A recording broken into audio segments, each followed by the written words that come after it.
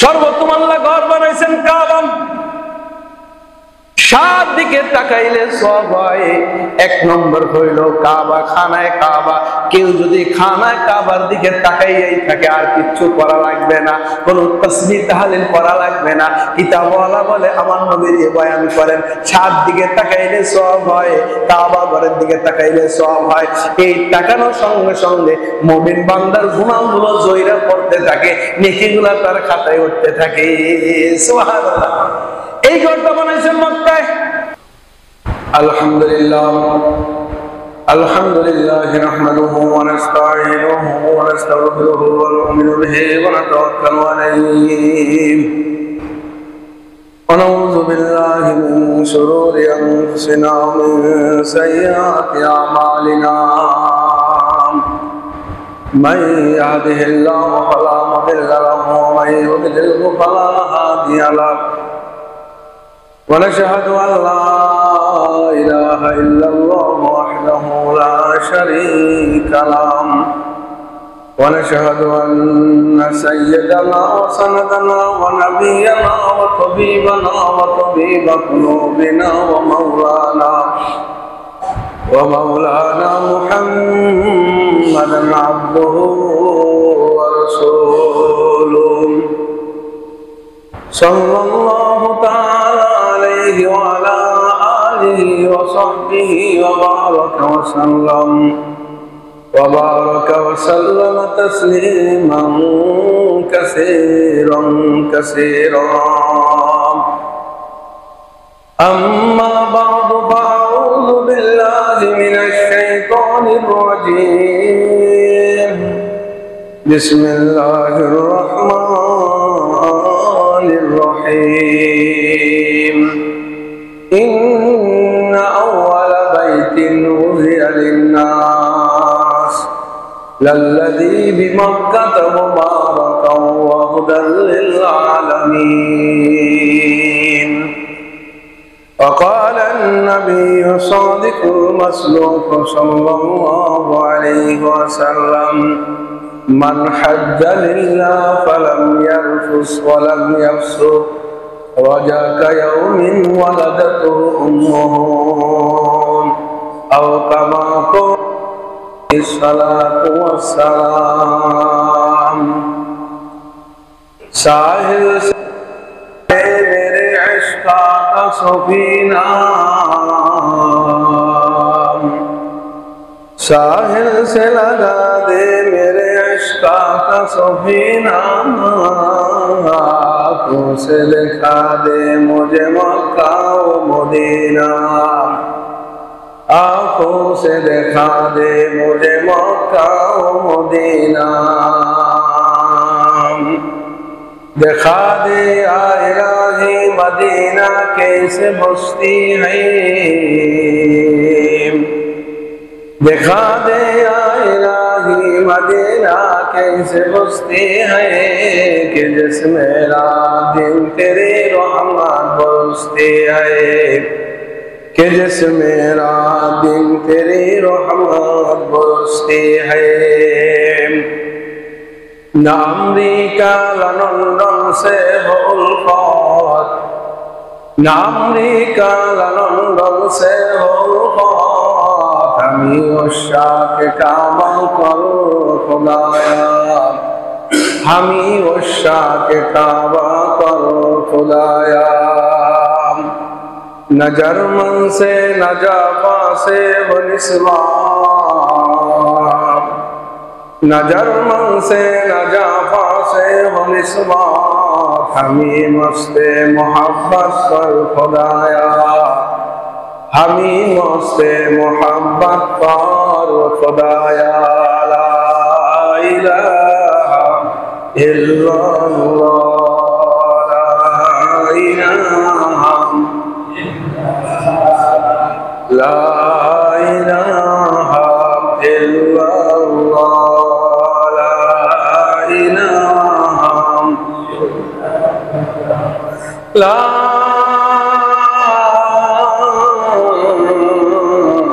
इलाहा इल्लल्लाह मुहम्मदुर रसूलुल्लाह. ওয়াসাল্লাম। কাবিল ইহতিরাম মুআজ্জাজ মুহতারাম সম্মানিত জুমার মুসল্লিয়ান ইকরাম, আল্লাহ জাল্লা জালালুহু আম্মা নওয়ালুহু দরবার অসংখ্য অগণিত লাখ কোটি শুকর ও সুজুদ যে মহান আল্লাহ আপনাকে আমাকে জিলকদা মাসের দ্বিতীয় জুমায় আল্লাহ তাআলা আপনাকে আমাকে তাড়াতাড়ি আসবার তৌফিক দান করেছেন, বলি আলহামদুলিল্লাহ। আল্লাহ পাকের দরবারে আরো শুকর যে মহান আল্লাহ আপনাকে আমাকে শ্রেষ্ঠ পয়গম্বরের নবীর উম্মত করে আমাদেরকে দুনিয়াতে পাঠিয়েছেন, বলে আলহামদুলিল্লাহ। সোশ্যাল মিডিয়ার ভেতরে একটা বিষয় নিয়ে ভাইরাল হয়ে গেছে। শায়েখ আহমদুল্লাহ সাহেবকে কেউ প্রশ্ন করেছিল, নবীজি দুনিয়াতে আসার পরে নবুয়ত পেয়েছেন 40 বছর পর, তো নবীজি এর আগে কোন ধর্ম পালন করেছিলেন, তিনি কি নবী ছিলেন কিনা?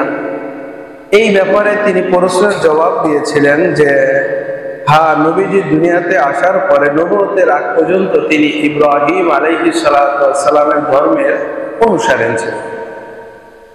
তো এখান থেকে একটা কথা, যারা সুন্নি গ্রুপ আছে, আমাদের একজন ভাই আছেন বন্ড তাহেরি নামক একজন ভাই আছেন, তিনি এখান থেকে একটা কথা নিয়ে ওই যে প্রশ্ন করছে যে হযরত নবী নবুয়তি পাওয়ার আগে নবী ছিলেন কিনা, যদি হ্যাঁ কোন ধর্মের অনুসারী ছিলেন, তখন তিনি এই প্রশ্ন উত্তরটা করছেন নবী নবুয়তের আগে তো ইব্রাহিম আলাইহিস সালাম ধর্মের অনুসারী ছিলেন।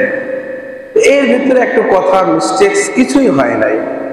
তো এই কথাটাকে ধরে শায়েখ আহমদুল্লাহকে অনেক হেস্তনেস্ত করার ষড়যন্ত্র এবং মামলা করার ষড়যন্ত্র চলতেছে।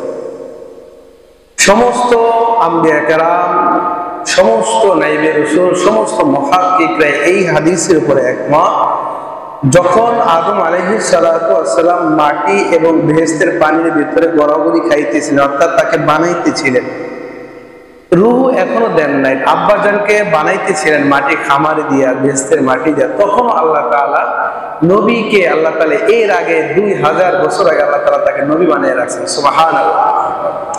2000 না, বরং সৃষ্টির পরেই আল্লাহ তাআলা তাকে নবী বানিয়ে রাখছেন। তো কেমনে? একদিন জিবরাইল আলাইহিস সালাম আল্লাহ রাসূলকে জিজ্ঞাসা করে, ইয়া রাসূলুল্লাহ, আপনার বয়স কত? জিবরাইল আলাইহিস সালাম আদম আলাইহিস সালাম থেকে শুরু করে আমার নবী, শেষ নবী, সবার সাথে কাজ করছে। তিনিও দেখছেন নবীজির জন্ম হইল এই তারিখে, তার নবীজির বয়স এত হয়েছে। কিন্তু তারপর জিবরাইল আলাইহিস সালাম নবীর প্রশ্নটা করলেন কি, নবী আপনার বয়স কত?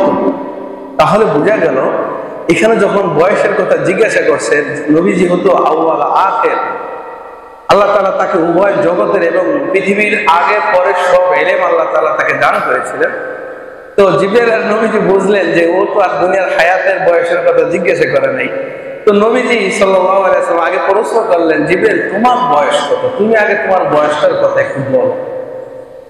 পাল্টা কি করলেন? প্রশ্ন করলেন, জিবরাইল তোমার বয়স কত? তো জিবরাইল আলাইহিস সালাম উত্তর দিলেন, ইয়া রাসূলুল্লাহ, বয়সটা হিসাব করে রাখতে পারিনি, তবে আমার কিছু ওয়াকিয়া মনে আছে, একটা ঘটনা। ওই ঘটনাটা কি? তো আল্লাহ তাআলা আমাকে বানাইলেন, বানানোর পর আমি লাঠি বর্দা দাঁড়াই রয়েছি। হঠাৎ করে এক সময় আল্লাহ তাআলা ডাক দিলেন, ইয়া জিবরাইল করে ডাক দিলেন। তখন আমি মাথা উঁচু করে তাকাইলাম, তো তখন মনে হলো যেন আমি জিবরাইল। তো আমাকে বললেন যে আমি আল্লাহ, তো আমার তাসবিহ পড়ো। তখন আমি ওই দাঁড়ানো অবস্থায় 10,000 বছর পর্যন্ত আল্লাহ তাআলার জিকির করলাম। সুবহানাল্লাহ।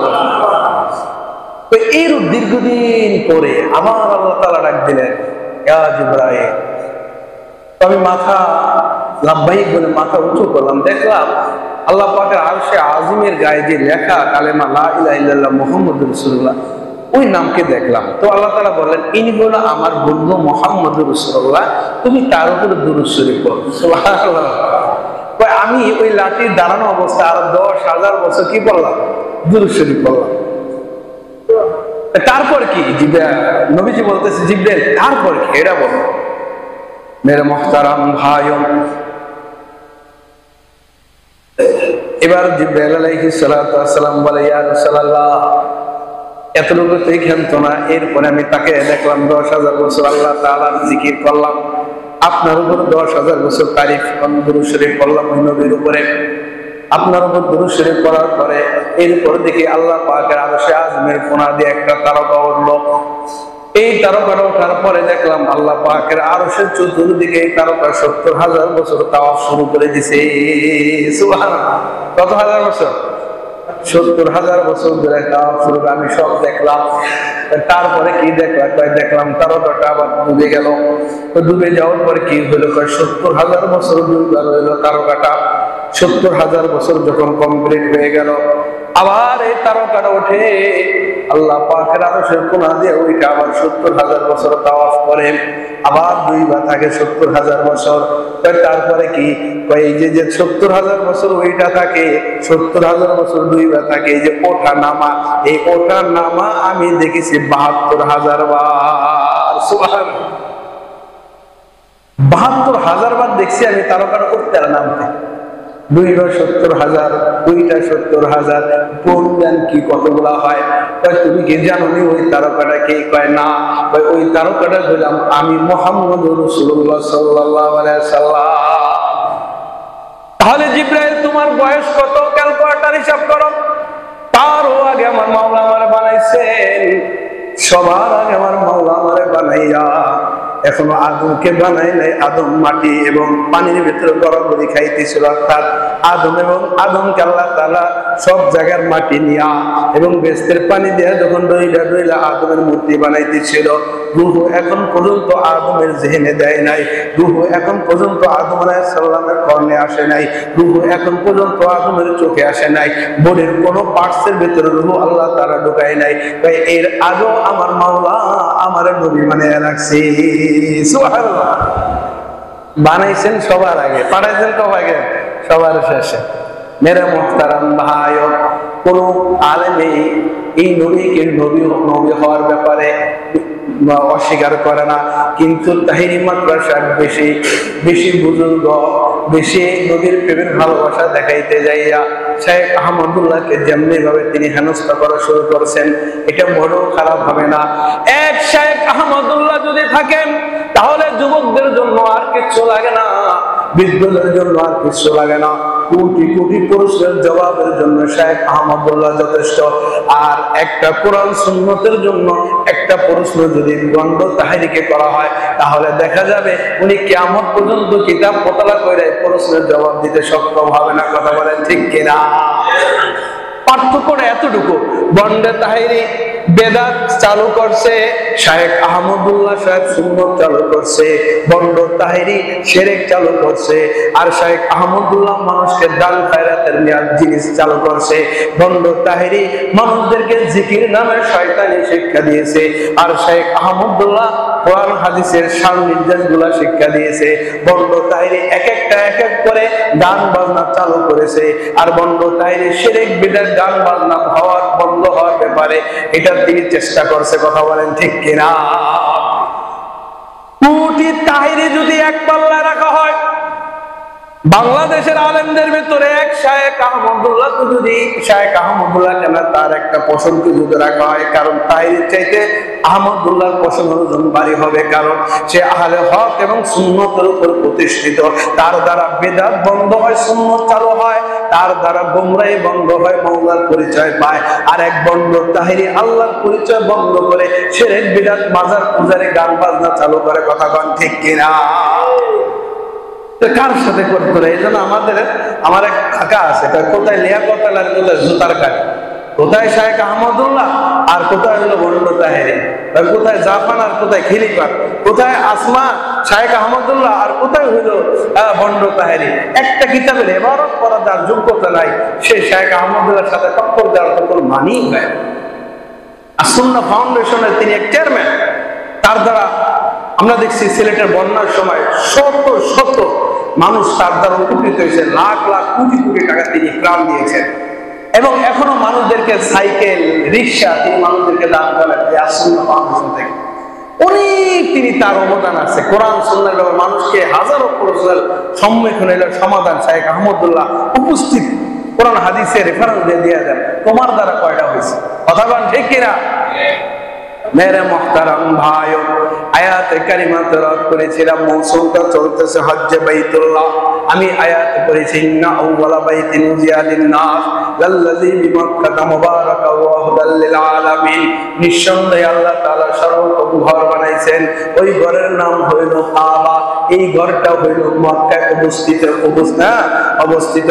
এই মক্কার ঘর, এই ঘরের ভিতরে আল্লাহ তাআলা বলেন মুবারাকা ওয়া হুদাও।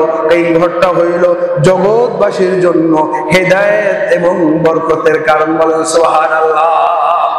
সর্বোত্তম আল্লাহ ঘর বানাইছেন কাবা। সাত দিকে তাকাইলে সব হয়। এক নম্বর হইল কাবা, খানায় কাবা। কেউ যদি খানায় কাবার দিকে তাকাইয়াই থাকে আর কিচ্ছু করা লাগবে না, কোন তাসবিহ তাহলিল করা লাগবে না। কিতাবওয়ালা বলে আমার নবী বয়ান করেন সাত দিকে তাকাইলে সব হয়, কাবা ঘরের দিকে তাকাইলে সব হয়। এই তাকানোর সঙ্গে সঙ্গে মুমিন বান্দার গুনাহগুলো জয়রা পড়তে থাকে, নেকিগুলো তার খাতায় উঠতে থাকে। সুবহানাল্লাহ। এই ঘরটা বানাইছেন মক্কায়। এই ঘরটা কতবার হয়েছে ইতিহাসবিদ তারা তল্লাশি করে দেখছে। কেউ কেউ বলেন 10 বার, কেউ বলেন 3 বার। আমি রেফারেন্স দিয়া বলতে পারি, আমি আমার গবেষণা করে আমি 12 বার এই আল্লাহর এই ঘরটা রেফারেন্স হয়েছে। এই ঘরটা তৈরি হয়েছে ভাঙচুর হওয়ার পরে, মহাপ্লাবনে ধসিয়া যাওয়ার পরে এই ঘরটাকে 12 গোষ্ঠীর লোকেরা এই ঘরটাকে সুন্দর মতো নির্মাণ করেছিলেন। তাহলে শোনেন কে সর্বোত্তম নির্মাণ আল্লাহ এই ঘর করেছিল? আল্লাহ পাক বলেন আমার ঘর আমি বানাইছি সর্বোত্তম। এই ঘরটা বানাইছি আমি হাওয়ার উপরে, আমি পানির উপরে নকশা আকারে বানাইছি। এই ঘর আর কেউ বানাইতে পারেন এই নকশা আকারে। সর্বোত্তম আমি কোন মেশিন দিয়া পানির উপরে আমি আমার ঘরকে নকশা করেছি। বলেন সুবহানাল্লাহ। সর্বোত্তম কে বানাইছে? আল্লাহ। আল্লাহর ঘরের নকশা আপনি পাইলেন কই? আল্লাহ তাআলা প্রথম ঘরের নকশা বানাইছে। 2 নম্বরে কে বানাইছে? ওই 2 নম্বরে ফেরেশতা করতে কাম, ফেরেশতার বাহিনী। এরা ফেরেশতারা পানির উপরে এই ঘরটাকে তৈরি করেছিল। তাহলে 2 নম্বরে ফেরেশতারা আল্লাহর ঘর খানায় কাবা বানাইছে। 3 নম্বরে আব্বা জান আদম সফিউল্লাহ যখন দুনিয়াতে আসেন, আব্বা জান আদম আসার পরে উপরের জগতে যখন বাইতুল মামুর দেখে আসছে, বাইতুল মামুরের চতুর্দিকে যখন ফেরেশতারা তাওয়াফ করে, আব্বা জান আদম আলাইহিস সালামের ওই তাওয়াফটা খুব ভালো লাগছে। আল্লাহকে বললেন আল্লাহ আমার এমন একটা ঘর দাও, আমিও তাওয়াফ করব। আল্লাহ তাআলা আদম সফিউল্লাহকে ওই জায়গায় ঘর বানানোর জন্য বললেন, যেই জায়গায় আল্লাহ বানাইছেন কোন মেশিন দিয়া, যেই জায়গায় ফেরেশতারা বানাইছেন হাত দিয়া, ওই জায়গায় আল্লাহ আদমকে বললেন আদম এই যে নকশা আকার আছে তুমি এখানে ঘর বানাও। সুবহানাল্লাহ। কয়জন হলো? 3 জন। আদম আলাইহিস সালাম বানানোর পরে আদম আলাইহিস সালাম ইন্তেকাল হয়ে গেল। আদম আলাইহিস সালামের সন্তানদের ভিতরে একজন সন্তান আবার একটা মহাপ্লাবন হয়। ওই সময় হয়তো ঘর ধসে গেছিল, ভেঙে গেছিল। তখন আদম আলাইহিস সালামের কোনো এক সন্তান, কোন সন্তান বানাইছে এটা পাওয়া যায় না। তবে আদমের এক সন্তান চতুর্থবার আল্লাহর ঘরটা আবার পুনর্নির্মাণ করে। বলেন সুবহানাল্লাহ। এই নির্মাণটা নূহ আলাইহিস সালামের মহাপ্লাবন পর্যন্ত বলা হচ্ছে। নূহ আলাইহিস সালামের উম্মতরা গুনাহ করল, আল্লাহ তাআলা নূহ আলাইহিস সালামের জাতিকে পানি দিয়া প্লাবন দিয়া মেরে ফেললো। তখন আল্লাহ তাআলার এই ঘরকে আল্লাহ উঠেন, 2টা রেওয়ায়াত পাওয়া যায়। আল্লাহ তাআলার ঘরকে আল্লাহ তাআলা উপরের অংশ উঠে আসমানে নিয়ে গিয়েছিলেন, এক রেওয়ায়াত পাওয়া যায়। অথবা আল্লাহ তাআলা তার ঘরকে তুফানের ভিতরে মিসমার করে দিয়েছিল, শুধু ভিত্তিটা বাকি আসলো। নূহ আলাইহিস সালাতু ওয়াস সালামের পরে আল্লাহ আদম আলাইহিস সালাতু ওয়াস সালামের ভিতরে 2টা বংশ ছিল। এক বংশ বনি জুরহুম গোত্রের লোকেরা, আবার আল্লাহ তাআলার এই ঘরকে পঞ্চমবারের মতো নির্মাণ করেন। বলে সুবহানাল্লাহ। কি গোত্র? বনু জুরহুম নামক এক গোত্র এরা নির্মাণ। বনু কুরাইজা সম্ভবত। আর একটা 6 নম্বরে যে ঘরটা নির্মাণ করেন, বংশটা একটুখানি মাথায় আসতেছে না, একটু দেখেই বলে, কারণ ভুল তো বলা যাবে না। ষষ্ঠ নম্বরে হইল না, পঞ্চম নম্বরে হইল আমালেকা গোত্রেরা এই কাবা ঘর নির্মাণ করেন। ষষ্ঠ নম্বরে বনু জুরহামের লোকেরা এই ঘরকে নির্মাণ করেন। তাহলে আদম আলাইহিস সালামের ভেতরে দুইটা গোত্র ছিল, বনু আমালিকা গোত্রেরা পঞ্চমবারের মতো আল্লাহর ঘরকে কাবা ঘরকে নির্মাণ করেন। ষষ্ঠবারে বনু জুরহামের গোত্রের লোকেরা এই কাবা ঘরকে নির্মাণ করেন। সপ্তমবারে কুসাই ইবনে কিলাব আমার নবীজির পঞ্চম নম্বর দাদা কুসাই ইবনে কিলাব এই ঘরকে এবার কাবা ঘরকে নির্মাণ করেন। সপ্তম নম্বরে। 8 নম্বর হইল কুরাইশের লোকেরা আমার নবীর বয়স যখন 25 বছর, এখনো তিনি নবুয়তের সময় হয় নাই, আমার নবীর বয়স 25 বছর চলে, কুরাইশের যুবকরা বৃদ্ধরা মিল্লা জিল্লা তারা হালাল টাকা উপার্জন করে হালাল টাকা লইয়া আল্লাহ তাআলার খানায় কাবা ঘর অষ্টমবারের মতো পুনর্নির্মাণ করেন। বলেন সুবহানাল্লাহ। অষ্টমবারে নির্মাণ করার পরে বনু এই কুরাইশ বংশের কিছু অর্থ কম পড়ে গিয়েছিল, এই জন্য হাতিমে কাবাকে বাদ দিয়ে দিয়েছিল, কারণ টাকায় শর্ট পড়েছে, এই জন্য হাতিমে কাবাকে একটু আলাদা রাখছে, ওই পর্যন্ত পারে নাই। আল্লাহ রাসূল সাল্লাল্লাহু আলাইহি সাল্লাম যখন নবুয়তি পাইলেন, আল্লাহ রাসূল ইচ্ছা করলেন যে আমি আমার আব্বা জান ইব্রাহিম খলিলুল্লাহর ভিত্তির উপর আবার কাবা ঘরকে নির্মাণ করতে চাই, কিন্তু একদিকে তাকাইয়া তিনি নির্মাণ করলেন না। আমি যদি এবার আবার নির্মাণ করি তাহলে মানুষ মনে করবে নবী হওয়ার সঙ্গে সঙ্গে আল্লাহর ঘর ভাঙ্গা নিজের কর্তৃত্ব ফুরাইতে যাইয়া আল্লাহর ঘর ভাঙ্গা আবার পুনরায় নির্মাণ করছে, এই জন্য আমি আমার ওই আল্লাহর ঘর আর নির্মাণ করলাম, ওই আপন অবস্থায় রেখে দিলাম।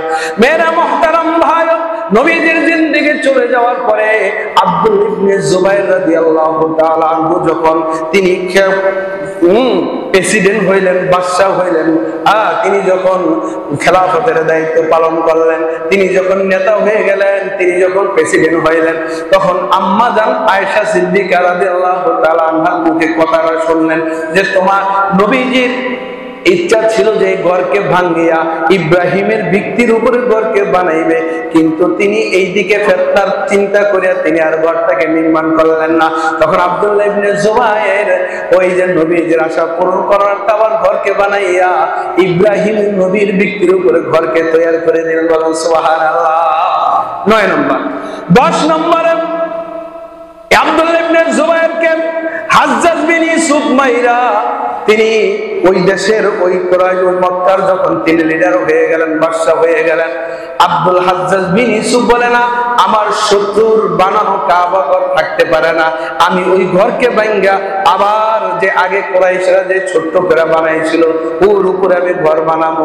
হাজ্জাজ বিন ইউসুফ আবার আব্দুল্লাহ ইবনে জুবাইরের বানানো আল্লাহর ঘর কাবা ঘরকে ভাঙ্গা এবার কুরাইশরা যে ছোট্ট করে বানিয়েছিল ওইটাকে হাজ্জাজ বিন ইউসুফ বানাইলেন। বানানোর পরে হাজ্জাজ বিন ইউসুফের সময় শেষ হয়ে গেল। খলিফা বাদশাহ হারুন রশিদ যখন বাদশাহ হইলেন, হারুন রশিদ চিন্তা করলেন যে আমি ঘরকে হযরত ইব্রাহিম আলাইহিস সালাতু ওয়াস সালামের ভিত্তির উপর আবার বানাবো। তখন ইমাম মালিক রাহমাতুল্লাহি আলাইহি বলেন, বাদশাহ হারুন রশিদ তুমি যদি আবার ওই ইব্রাহিমের ভিত্তির উপর ঘর বানাইতে চাও, আবার তোমার মৃত্যুর পরে আরেকজন আইসা আবার বলবে আগের ভিত্তিতে বানাই, এইভাবে আল্লাহর ঘর যদি বারবার ভাঙা হয় এটা বেঈমানান, আল্লাহ পছন্দ করবেন না, তুমি রেখে দাও, যেইভাবে আছে সেইভাবে রেখে দাও। তখন খলিফা হারুন রশিদ ওইভাবে রেখে দিলেন। বলেন সুবহানাল্লাহ। বানানোর পরে এই 12 নম্বরে যখন এই জমানা চলে গেল 1019 সালে 1019 হিজরি সালে একটা মহাপ্লাবন হয়ে গেল, আল্লাহর ঘর আবার কিছুটা ভেঙে গেল। তখন মুরাদ খান উসমানী এক ব্যক্তির নাম, তিনি আবার এই ঘরটাকে এই কুরাইশের ওই ভিত্তির উপরে আবার তৈরি করলেন। বলেন সুবহানাল্লাহ। মোট 12 বার আল্লাহ তাআলার এই খানায় কাবা ঘর নির্মাণ করা হয়েছিল। সেই যে কুরাইশরা যে ভিত্তির উপরে বানিয়েছিল ওই ভিত্তির উপরে এখন পর্যন্ত আছে, কারণ আল্লাহ তাআলা যে ভিত্তির উপরে এই কাবা ঘরকে বানিয়েছিলেন ওই ভিত্তির উপরে এখনো নাই। কেন নাই? ওই যে কুরাইশদের টাকা কিছু কম ছিল, খাতিমে কাবাকে বাদ দিয়া খানায় কাবাকে ওই যে বানাইছে ওটার উপরে এখনো আছে। সুবহানাল্লাহ বলেন। তাহলে ঘর বানানো কয়বার? 12 বার। কতবার? 12 বার। এবার আসেন কাবা ঘরের দিকে আমাদের যাইতে হবে। काबा बुनियाद खुलीले अज़ारास दिल गुज़र गाहे जोलीले अगवारास। আজকে আমরা টাকার মালিক হয়ে গেছি, কিন্তু কাবা ঘরের প্রতি আমাদের প্রেম ভালোবাসা উদয় হয় না। আজকে আমরা সম্পদের মালিক হয়েছি, কিন্তু কাবা ঘরের দিকে যাইতে মনে চায় না। আল্লামা আমাদের মামুনুল হক সাহেবের আব্বা শেখ আবু মুফতি আজিজুল হক সাহেব হুজুর রাহমাতুল্লাহ আলাইহি তিনি বয়ান করেছেন, তার বয়ানের ভেতরে এই কথাটা আছে। তাই এক মাঠের ভেতরে এক পিঁপড়া ছিল, পিঁপড়া শখ জাগলো মাওলার ঘর খানায়ে কাবা বাইতুল্লাহ দেখবে। সুবহানাল্লাহ। পিঁপড়ার শখ জাগছে, কি দেখবো? আল্লাহর ঘরে যাইবো, আল্লাহর ঘর দেখবো। কোনায় মাঠের কোনায় বসে কান্নাকাটি শুরু করে দিছে। মাওলানা জালালউদ্দিন রুমি রহমাতুল্লাহ আলাইহি তার মুসনাদ শরীফের ভিতরে কথাগুলো সুন্দর করে লেখে। পিঁপড়া এবার আবেগ হইল যে আল্লাহর ঘর দেখবো। আল্লাহ তাআলা হেরেম শরীফের উপরে দুইটা পাখি শুধু 24 ঘন্টা তাওয়াফ করে। এক পাখির নাম হইল আবাবিল পাখি, 2 নম্বর পাখির নাম হইল কবুতর। সুবহানাল্লাহ বলে। এটার উপরে কাবার উপরে এই 2 পাখি ছাড়া, ঘোড়া ছাড়া আর কোন পাখি নেই। আল্লাহ তাআলা দরবার কবুল হয়ে গেল। পিঁপড়া তুই চোখের পানি চাইরা আমার ঘর দেখার জন্য, আমার ঘর জিয়ারত করার জন্য তোর কান্না চোখের পানি চলে আসে। জোশ মে আয়ে জো দরিয়া রহম কা, जोश में आया जो दुनिया रहम का गेबरो सद सारा हो फकरे औलिया आशरे दुनिया जोश जुआल খোদার রহমতে মুহূর্তে হয় গিনো কাফের শ্রেষ্ঠ ওলিদের রহমতের জল পাপ উড়াইয়া সাফ করিয়া দেয়। মুহূর্তের ভেতরে আল্লাহ তাকে ওলি বানাইয়া খুলে তৈরা লায়। বলেন সুবহানাল্লাহ। পিঁপড়া যখন কান্নাকাটি আরম্ভ করে দিয়েছে, রোনে কে ওয়াক্ত জবরয়া নেহি ওয়াক্ত জানে কে বাদ রোনে সে কুছ ফায়দা নেহি। আল্লাহ তাআলা পিঁপড়ার চোখের পানি দেখে মায়া লাগা গেছে। মায়া কেন লাগবে না? আরে মানুষ আশরাফুল মাখলুকাত, তার জিম্মাদারিতে হজকে বাইতুল্লাহকে হজ ফরজ করা হয়েছে, কিন্তু এদের ভিতরে কোনো চাওয়া আর মায়া ভালোবাসা তৈরি হয় না। পিঁপড়া নামক জিনিসের কানে কোনোদিন ওয়াজ হয় নাই বাইতুল্লাহ দিকে তাকাইলে গুনাহ মাফ হয়ে যাবে, বাইতুল্লাহ আমার আল্লাহর ঘর। কিন্তু পিঁপড়া আল্লাহর ঘর দেখার জন্য যখন কান্নাকাটি শুরু করে দিল, আল্লাহ তাআলা হেরেম শরীফের উপরে একটা কবুতরকে তিনি কি বানিয়ে দিলেন না, অচেতন বানিয়ে দিলেন। তিনি তাকে দিশেহারা বানিয়ে দিলেন।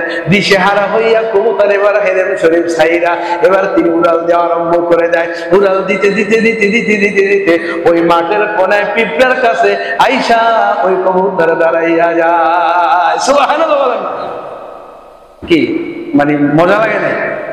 এই যে কবুতরকে আল্লাহ তাআলা পাঠাই দিল, সুবহানাল্লাহ জোরে কর না সুবহানাল্লাহ। ওই কবুতর যখন এখানে যখন আইসা নাজিল হইল, পিঁপড়ার কাছে যে আইসা যখন নাজিল হয়ে আল্লাহ তাআলা মেসেজ দেয়া যায় পিঁপড়ার কানের ভেতরে, পিঁপড়া তুই যে আশা করছিস আমার ঘর দেখবি, বিমান পাঠাইয়া দিছি, খবরদার খবরদার পা বাইয়া বাইয়া ডানার নিচে যায় লুকে থাকবি, কিন্তু কামড় কামড় দিস না। এবার পিঁপড়া ওই মেসেজ পাইয়া কবুতরের পা বাইয়া বাইয়া ওইটা কবুতরের ডানার নিচে লুকাইয়া থাকে। আল্লাহ তাআলা কবুতরের চেতনাকে আবার ফিরিয়ে দিলেন যে আমার জায়গা তুই মাঠে না, আমি তো মক্কা শরীফে কাবা ঘরে তাওয়াফ করতেছিলাম, আমি কেন এই মঠের ময়দানে আসলাম? আল্লাহ তাআলা যখন আবার মক্কার প্রতি ভালোবাসা তৈরি করে দিয়েছে, নিজের ঘরের কথা স্মরণ করায় দিয়েছে, এবার এই কবুতর মাঠের থেকে উড়াল দিয়ে আবার কাবা করে কাবা করে চলে গেছে।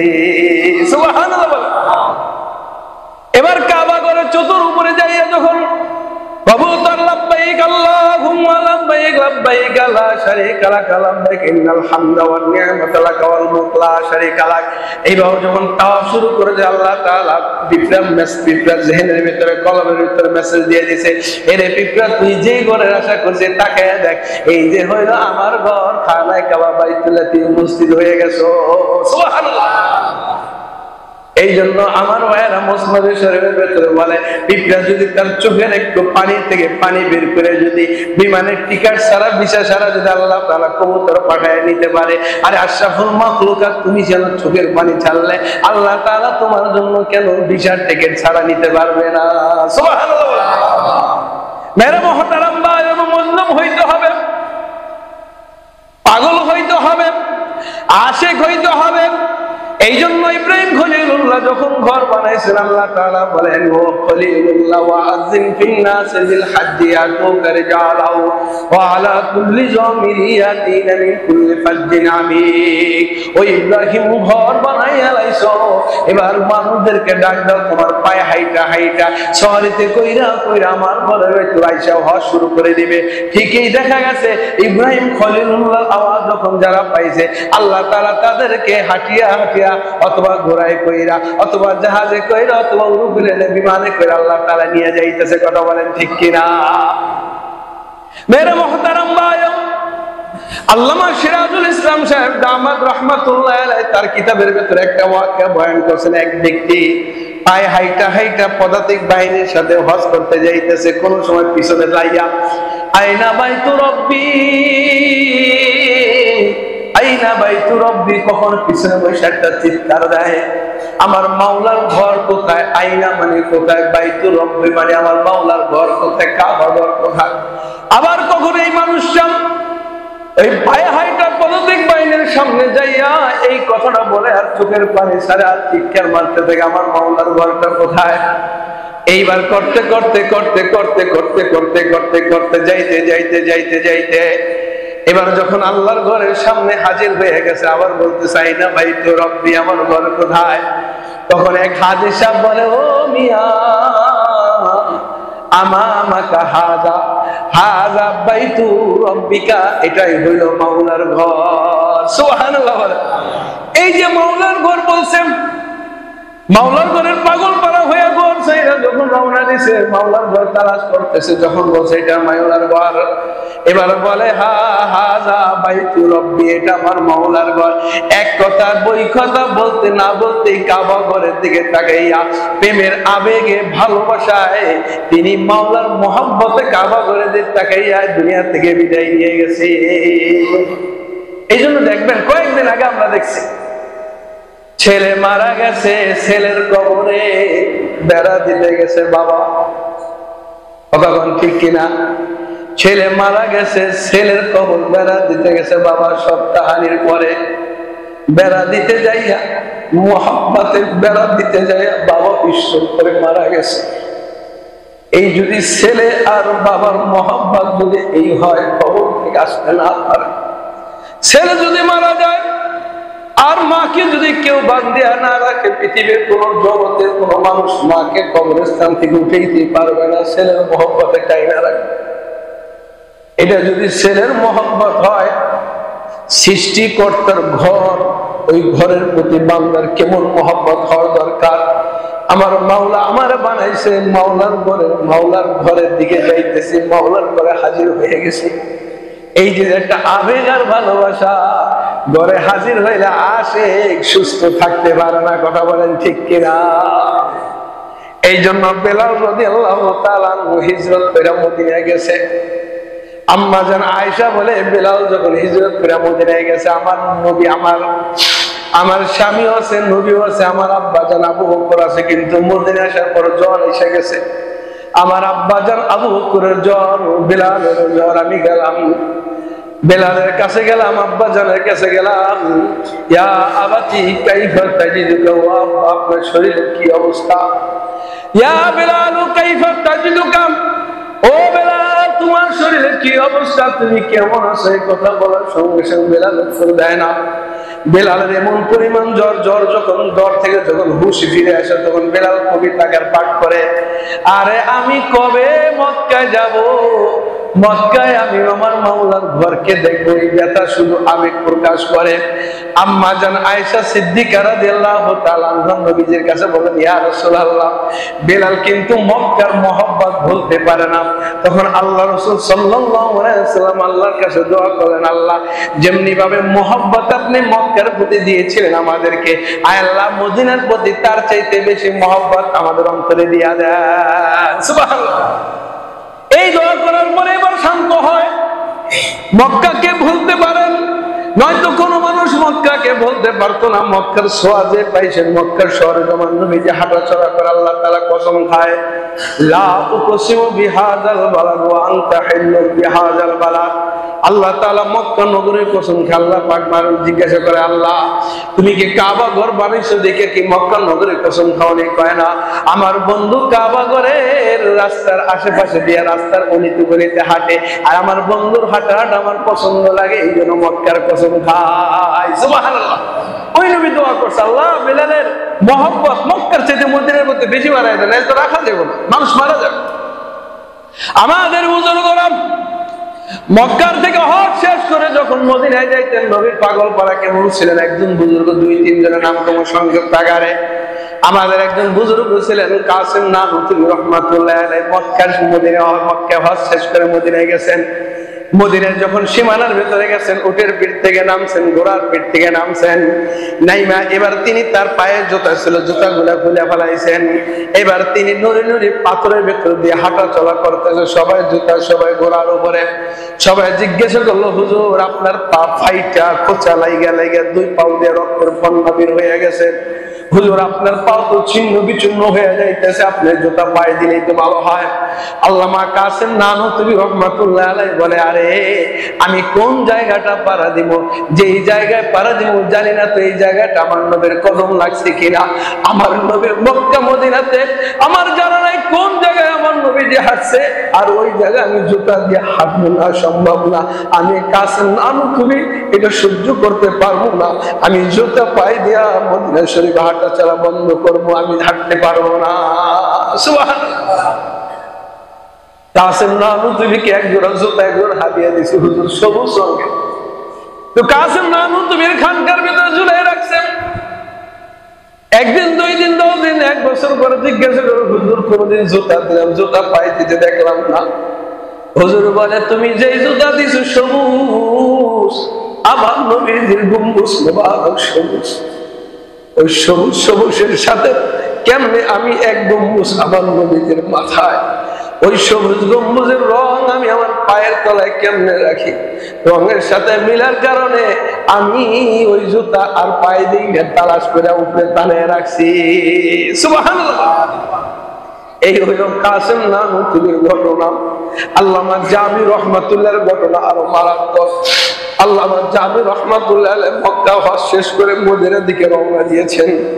ওই সময় যে বাদশা ছিল, বাদশার স্বপ্ন যোগে আল্লাহ তাআলা আল্লাহ রাসূল স্বপ্ন যোগে দেখাই দিল, আমার জামি মদিনায় আসতেছে, আর একটু বাধা দাও।